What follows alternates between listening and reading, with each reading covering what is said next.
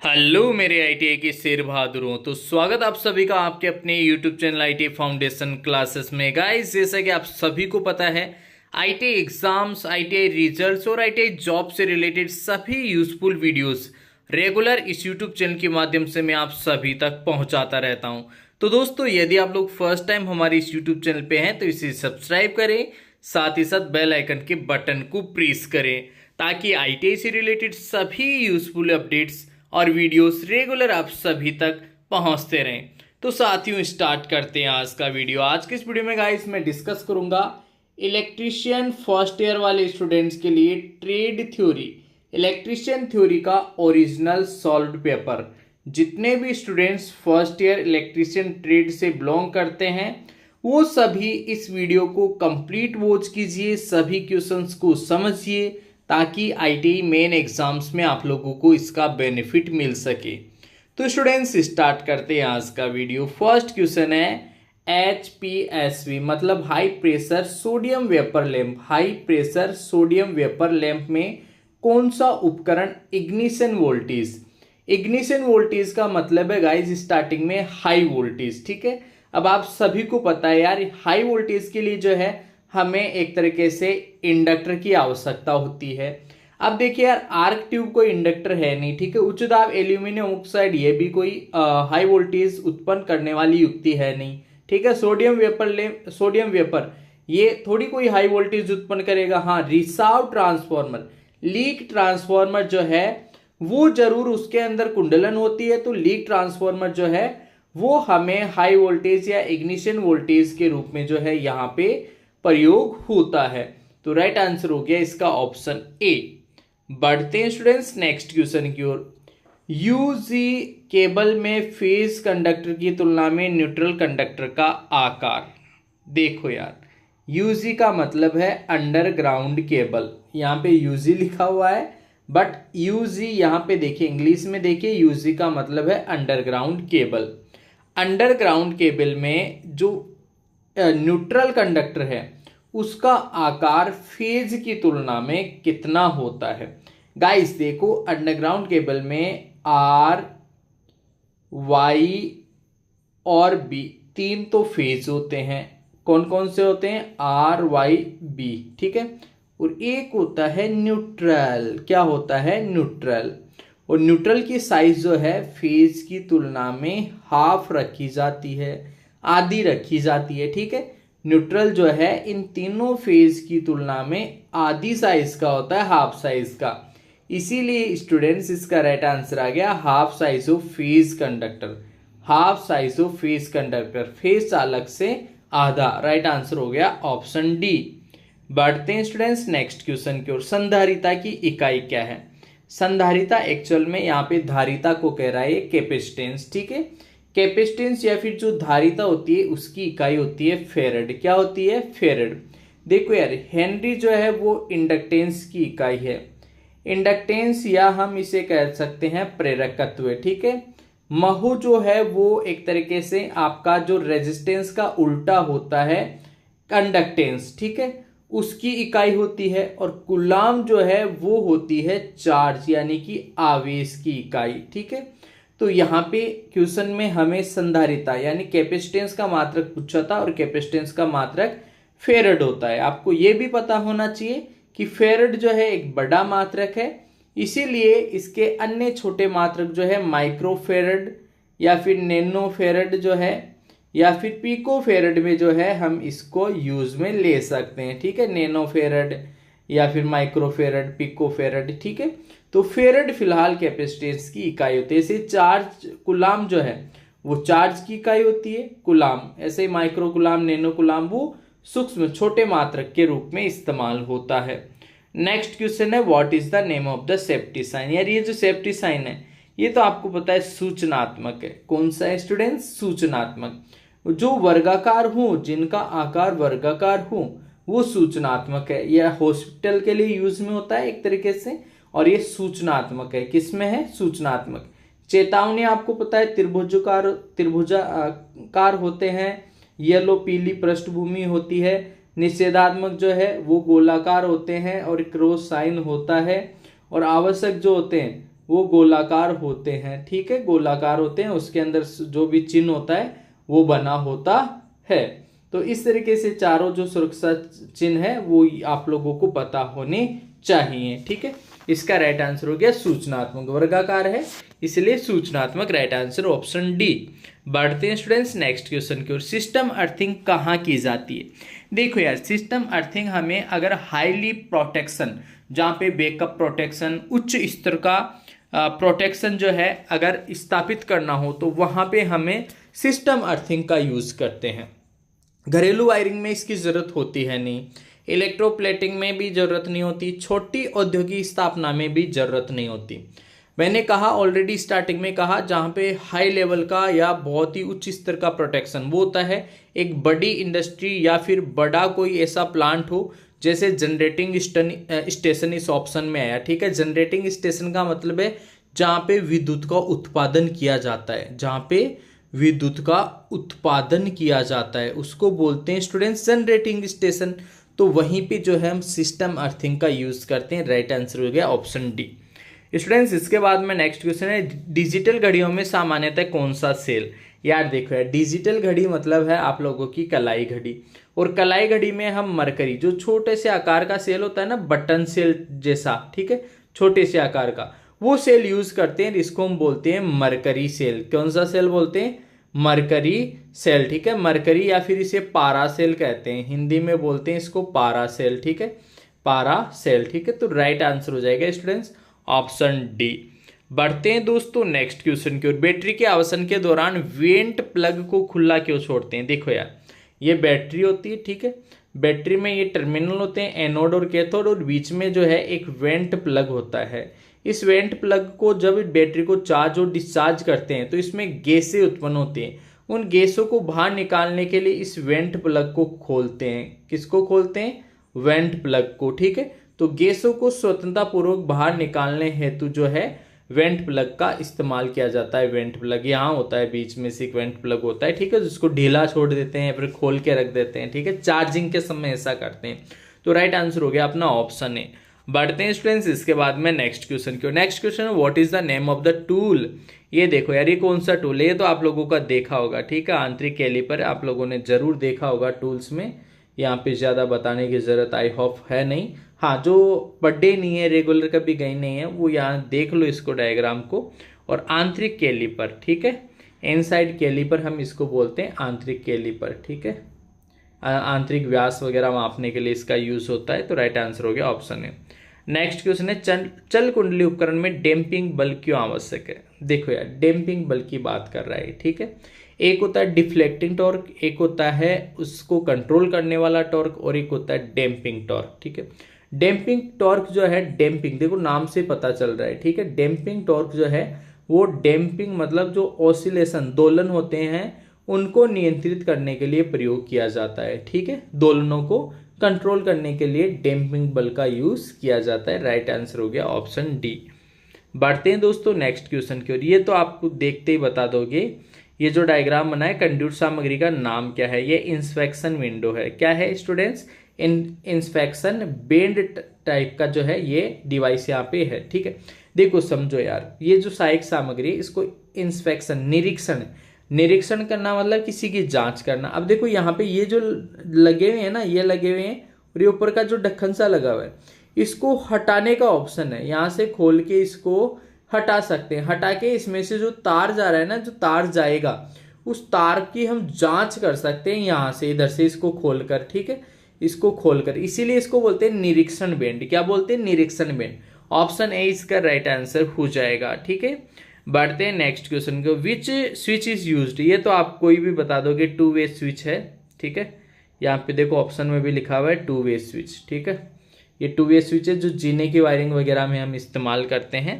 Next question है इसके बाद में, what is the name of the resistor? ये रेसिस्टर कौन सा है? ये तो वायर बाउंड रेसिस्टर है यार, जो धारा नियंत्रक जिसे कहते हैं। यहाँ देखो ये तार ही तार है, ये जो है ना ये बने हुए, ये क्या है? वायर, ये वायर है, वायर, और यहाँ से इनको कनेक्ट करते हैं, ठीक है।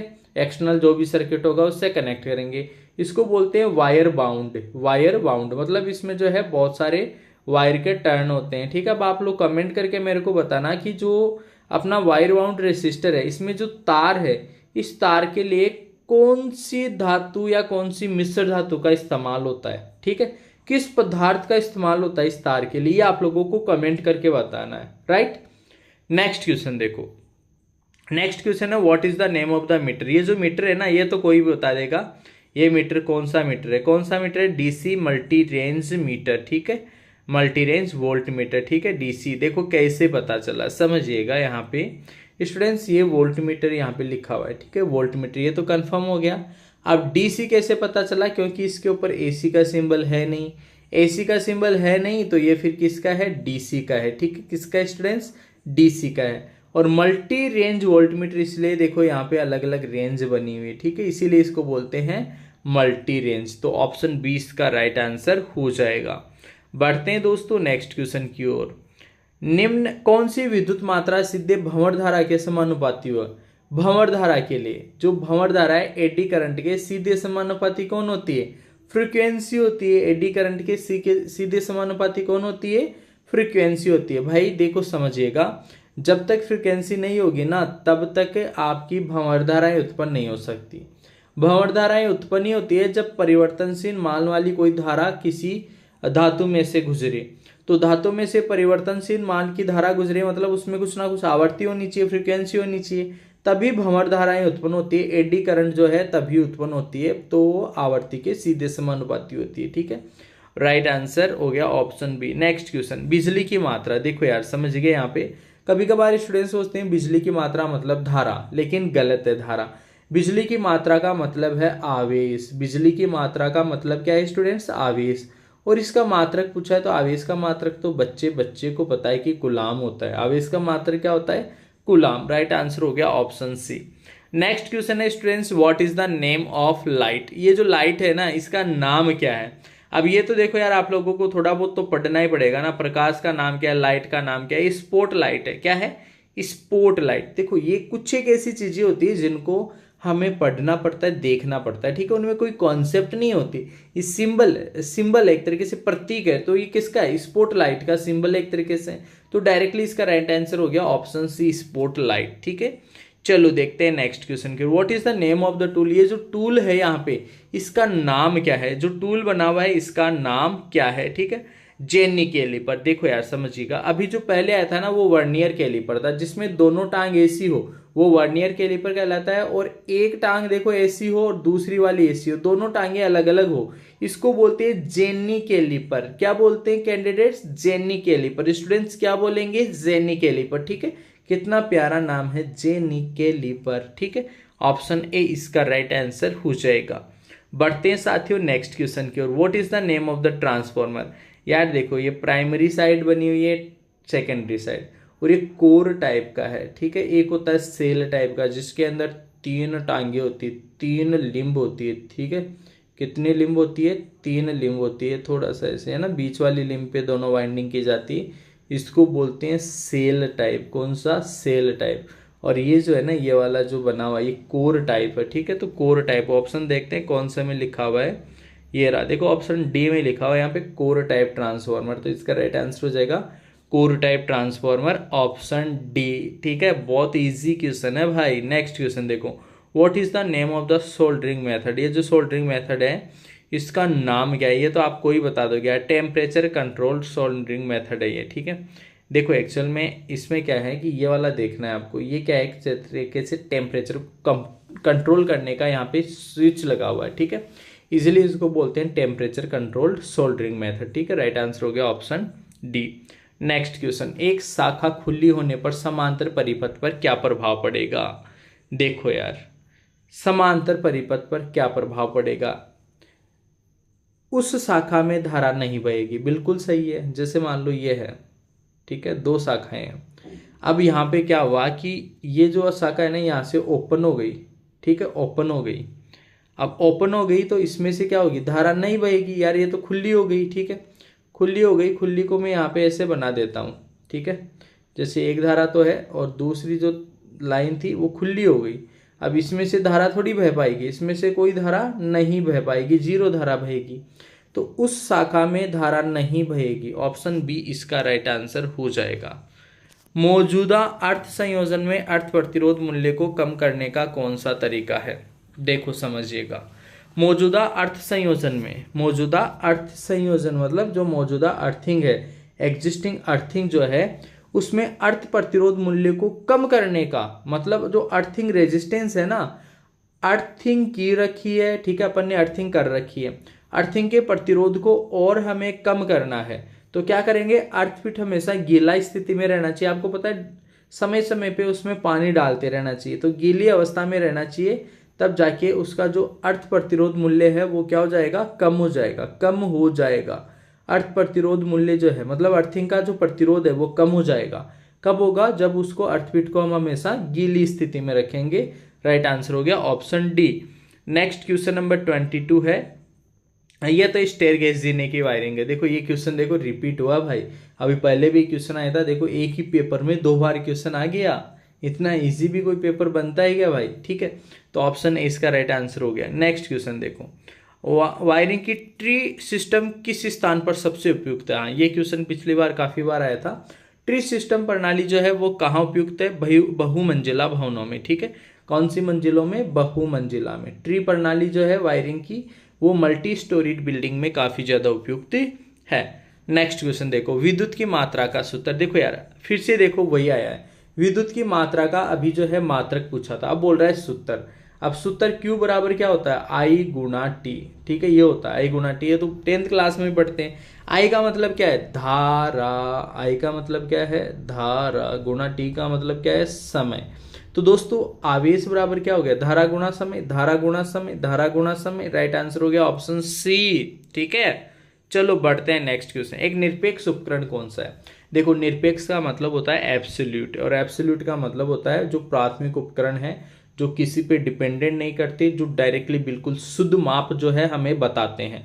और उन्हीं का उदाहरण एक tangent galvanometer. Tangent galvanometer, tangent galvanometer ऊर्जा मापी नहीं है, इंटीग्रेटिंग टाइप का है। एमीटर, वोल्टमीटर डिफ्लेक्टिंग टाइप के होते हैं। ठीक है, ये तीनों जो है वो द्वितीयक में आते हैं, सेकेंडरी में आते हैं। ठीक है, और एब्सोल्यूट नहीं होते, एब्सोल्यूट में केवल यही आएगा टेंजेंट किलोमीटर।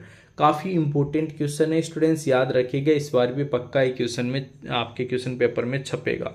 विद्युत आवेश की इकाई, देखो फिर से पहले विद्युत की मात्रा की इकाई पूछा था, विद्युत की मात्रा भी आवेश ही है, फिर से आवेश की इकाई पूछ ले यार, आवेश की इकाई तो कूलाम ही होती है, ऑप्शन है इसका राइट आंसर। नेक्स्ट क्वेश्चन देखो, कौन सा ये जॉइंट है? ये जॉइंट कौन सा है? नोटेड टेप जॉइंट है, इसकी शक्ल से ही पता चल रहा है। नोटेड का मतलब होता है गांठ, और यहाँ देखो लगी हुई है गांठ। Knotted tape joint, knotted tape joint, option C आ गया राइट आंसर। नेक्स्ट क्वेश्चन देखो, केबल बनी है, केबल में अक्स क्या है? अक्स क्या है? ये तो यार आपको पता ही है, बेडिंग है। क्या है भाई?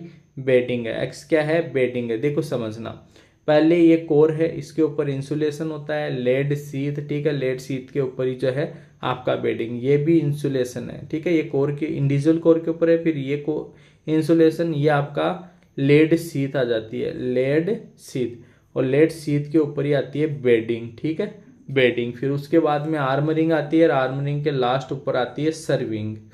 ठीक है, परतें होती है केबल की, तो आप लोगों को पता होनी चाहिए, ऐसे काफ़ी अच्छा क्वेश्चन पूछा जाता है। राइट आंसर हो गया अपना ऑप्शन बी, बेडिंग। ठीक है, नेक्स्ट क्वेश्चन, ये टूल कौन सा है? ये तो आप बता ही दोगे यार, इस औजार का क्या नाम है? क्रिम्पिंग टूल है। कौन सा टूल है भाई? Crimping tool. इसकी शक्ल यहाँ से पता चल रहा है, क्रिम्प करता है, ये दबा देता है ना। दो कोई ऐसी चीज है जिसके अंदर किसी तार वार को दबाना है, ऐसा कुछ करना है, दबाने के लिए, प्रेस करने के लिए, जो जकड़ने के लिए जो है इस क्रिपिंग टूल का यूज हम करते हैं। तो राइट आंसर हो गया अपना ऑप्शन सी, राइट आंसर हो गया ऑप्शन सी। ठीक है, राइट आंसर हो गया ऑप्शन सी। बढ़ते हैं स्टूडेंट्स नेक्स्ट क्वेश्चन की ओर। नेक्स्ट क्वेश्चन है, ट्रांसफॉर्मर में तांबे के नुकसान का निर्धारण कैसे करें? तांबे का मतलब है कॉपर लॉस। देखो यार, दो तरीके की टेस्टिंग होती है ट्रांसफॉर्मर में। एक आयरन लॉस ज्ञात करने के लिए अपन करते हैं लोह सतियां, ये होती है लोह सतियां। लोह सतियां ज्ञात करने के लिए ओपन सर्किट टेस्ट, और कॉपर सतियां दूसरा होता है कॉपर लॉसेस। कॉपर लॉसेस ज्ञात करने के लिए शॉर्ट सर्किट टेस्ट हम करते हैं। ठीक है, ऑप्शन 20 का राइट आंसर हो जाएगा। बढ़ते हैं दोस्तों नेक्स्ट क्वेश्चन की ओर। देदीप्यमान दक्षता की इकाई क्या है? देदीप्यमान दक्षता मतलब ल्यूमिनियस एफिशिएंसी पूछ रहा है ये। ठीक है, ल्यूमिनेस एफिशिएंसी की तो इकाई कोई भी बता देगा, ल्यूमेन पर वाट होती है। क्या होती है स्टूडेंट्स? ल्यूमेन पर वाट। ल्यूमिनेस एफिशिएंसी की इकाई जो है वो होती है ल्यूमेन पर वाट, ठीक है। और ज्योतीय तीव्रता की अगर आपसे ल्यूमिनेस इंटेंसिटी, ज्योतीय तीव्रता की अगर इकाई पूछे तो उसकी होती है कैंडेला। उसकी क्या होती है? कैंडेला, ठीक है। यहाँ पे जो है एफिशिएंसी, दक्षता पूछा है, तो दक्षता की इकाई होती है ल्यूमेन पर वाट। नेक्स्ट क्वेश्चन है which is the diamagnetic substance? पराचुंबकीय पदार्थ। देखो यार, तीन तरीके के चुंबकीय पदार्थ होते हैं। एक होते हैं लोह चुंबकीय। कौन से? लोह चुंबकीय। एक होते हैं अनुचुंबकीय। कौन से? अनुचुंबकीय। और एक होते हैं प्रतिचुंबकीय या फिर पराचुंबकीय, ठीक है। तीनों के उदाहरण आप लोगों को पता होना चाहिए। लोह चुंबकीय पदार्थ के उदाहरण होते हैं लोहा, निकल, कोबाल्ट, ठीक है। ठीक इसी तरीके से आप लोग कमेंट सेक्शन में कमेंट करके बताना कि अनुचुंबकीय और जो पराचुंबकीय पदार्थ है उसके क्या उदाहरण है। देखो, पराचुंबकीय का एक उदाहरण तो यहाँ दिया हुआ है वाटर, ठीक है। इसके अलावा पराचुंबकीय के और भी उदाहरण होते हैं। कौन कौन से होते हैं ये आप लोगों को कमेंट करके बताना है। राइट आंसर हो गया ऑप्शन डी। बढ़ते हैं दोस्तों नेक्स्ट क्वेश्चन की ओर। शॉर्ट सर्किट टेस्ट द्वारा भी आया था ये क्वेश्चन, फिर वही क्वेश्चन देखो। शॉर्ट सर्किट टेस्ट से अपन कॉपर लॉसेस ज्ञात करते हैं, ताम्र क्षतियां ज्ञात करते हैं, ठीक है। राइट आंसर हो गया ऑप्शन ए। नेक्स्ट क्वेश्चन है तीन फेज सर्किट में फेज विस्थापन। बच्चा जानता है कि तीन फेज में जो है फेज विस्थापन 120, ठीक है, और इधर भी होता है 120 डिग्री। राइट आंसर हो गया ऑप्शन सी, ठीक है, 120 डिग्री। नेक्स्ट क्वेश्चन है एल सीरीज। देखो यार, एल सीरीज जो है वो गीजर में प्रयोग करते हैं। किस में प्रयोग करते हैं दोस्तों? गीजर में, ठीक है। याद रखिएगा, एल सीरीज एमसीबी का यूज हम करते हैं गीजर में, ठीक है। एल सीरीज का किस में करते हैं? गीजर में। राइट आंसर हो जाएगा ऑप्शन सी। नेक्स्ट क्वेश्चन है ऐसी समानांतर परिपथ में प्रेरकत्व का पारस्परिक क्या है? ये काफी बढ़िया क्वेश्चन है, प्यारा क्वेश्चन है। प्रेरकत्व, जैसे ऐसी समांतर सर्किट में अपना प्रेरकत्व होता है, इंडक्टेंस होता है, ठीक उसी तरीके से what is the reciprocal? Reciprocal मतलब इंडक्टेंस का रेसिप्रोकल क्या होगा? इंडक्टेंस का रेसिप्रोकल होता है ससेप्टेंस। इंडक्टेंस का रेसिप्रोकल ऐसी पैरेलल सर्किट में क्या हो जाएगा? ससेप्टेंस। तो राइट आंसर हो गया ऑप्शन बी। नेक्स्ट क्वेश्चन देखो, नेक्स्ट क्वेश्चन है calculate the value of resistance. R2 का मान ज्ञात करना है। किसका मान ज्ञात करना है साथियों? R2 का मान ज्ञात करना है। तो यहाँ पे आप लोग क्या करोगे? सबसे पहले देखो यार, तीनों का जो है आपको टोटल रेजिस्टेंस फाइंड आउट करना पड़ेगा। उस टोटल रेजिस्टेंस को अगर आप इस करंट से गुणा कर दोगे तो इन दोनों का गुणा का मान जो है 24 के बराबर आएगा। और 24 के बराबर जैसे आप फिर उसके बाद में सिंप्लीफाई करोगे तो R की वैल्यू जो है वो 6 ओम आ जाएगी। R की वैल्यू कितनी आ जाएगी? 6 ओम। R2 की, यहाँ पे R2 की पूछ रहा है वो, तो इसकी वैल्यू आ जाएगी आपके पास में डी, ऑप्शन डी 6 ओम, ठीक है। नेक्स्ट क्वेश्चन देखो, हीटिंग तत्व बनाने के लिए तो सबको पता है नाइक्रोम का यूज करते हैं। हीटिंग तत्व के लिए किसका यूज करते हैं? नाइक्रोम का। तो स्टूडेंट्स इस तरीके से टोटल 38 क्वेश्चंस कंप्लीट हो चुके हैं। जितने भी आईटीआई फर्स्ट ईयर वाले स्टूडेंट्स हैं जिनका इलेक्ट्रिशियन थ्योरी जिनको तैयार करना है अच्छे से, वो इस वीडियो को 2-3 बार जरूर वॉच करें। सभी क्वेश्चंस को अच्छे से तैयार करें। किसी क्वेश्चन में किसी प्रकार का कोई डाउट है, कंफ्यूजन है, आप लोग कमेंट सेक्शन में कमेंट करके हमसे पूछ सकते हैं। तो स्टूडेंट्स आज की इस वीडियो में इतना ही, मिलेंगे आपसे नेक्स्ट वीडियो में। तब तक के लिए आप सभी को बहुत बहुत धन्यवाद।